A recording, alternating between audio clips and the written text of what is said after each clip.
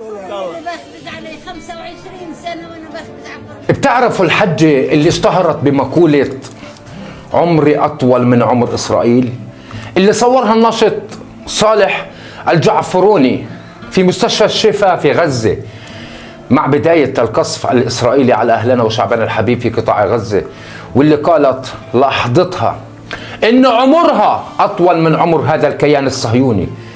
اليوم للأسف عم يقتلها جندي من جيش الاحتلال الإسرائيلي بدم بارد وهي باب منزلها في غزة اليوم.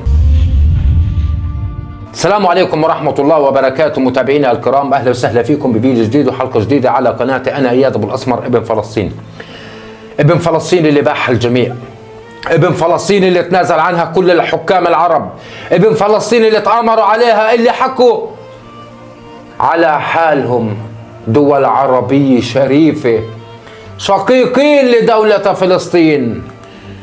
ما علينا، في هذا الفيديو راح أعرض لكم دليل قاطع للعالم كله أنه الحجة الفلسطينية من مواليد عام 1944، يعني قبل النكبة الفلسطينية، يعني عمرها أكبر من عمر هذا المحتل الصهيوني المحتل أرض فلسطين.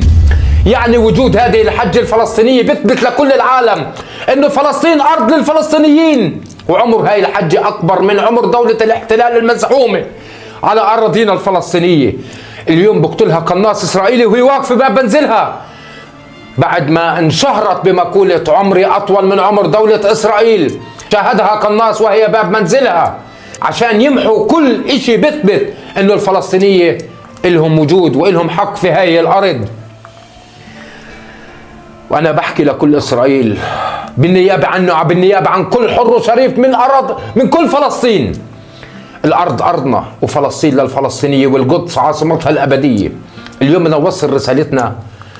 اليوم للأسف عم توصل رسالة لجيران صالح الصحفي اللي صورها أو الناشط، وبتحكي هاي الرسالة إنها استشهدت اليوم الحجة،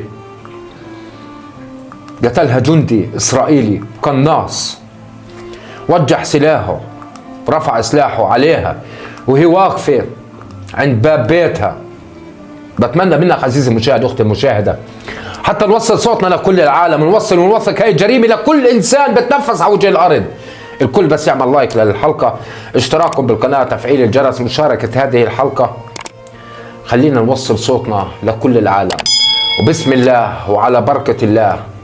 بعد الفاصل خلينا نشاهد ماذا قالت وماذا تحدثت هذه الحجة قبل أو الفيديو الذي اشتهرت به. ابقوا معنا.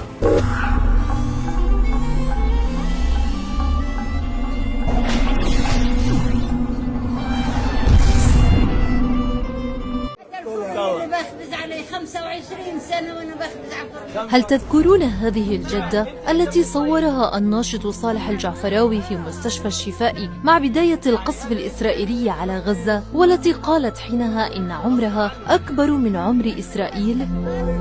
والله يا حجة مواليد 44 انت؟ قديش يعني مواليد قبل النكبة، انت أقدم من إسرائيل.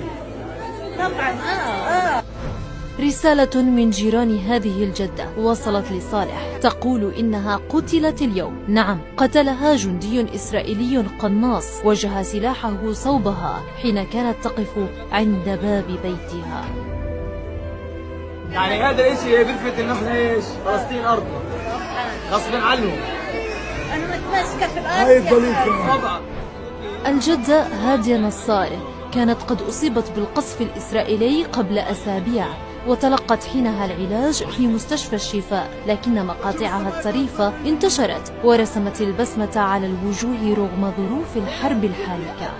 عيونك زرق والله، الواحد بطقس عليك. خضر مش زرق. خضر. الله يا حجة انك انت بتجنني وعسل. بشوف الصبايا كمان صاروا يجوا لي. فرجوا علي. خبوها. ايه خجلتي يا حجة؟ خجلتي يا حجتي؟